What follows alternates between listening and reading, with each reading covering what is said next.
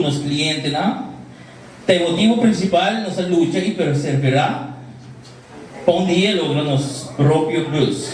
Brady Solo está die departamento na Stichting voor Verstandelijke Gehandicapten in Aruba.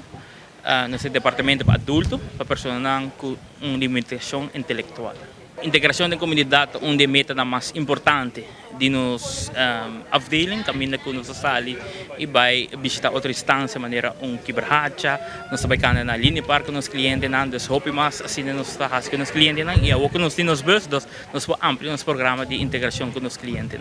É importante e necessário para ter nosso próprio bus para Brady Solo.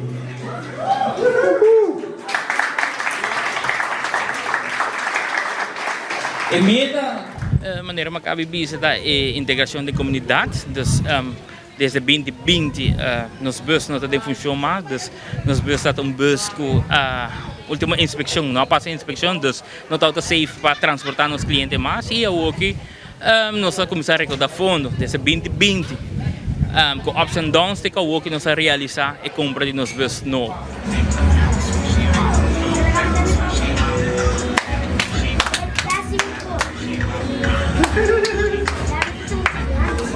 Nós temos bus cabo, maneira me avisa e bus não tem função mais.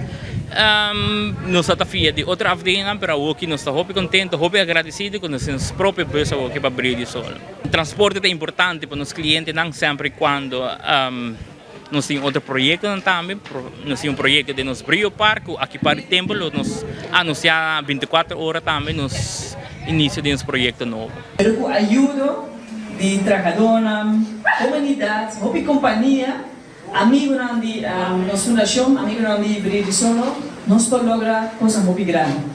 Então, o sonho de bus a vir em realidade. Nós agradecemos a toda pessoa, toda maior, toda instância de uma outra maneira que ajuda nós, caminhando com toda de hobby ajuda, nós estamos agradecidos de nome de Brady Solo, colega, tour, assim nós podemos lograr e comprar de bus.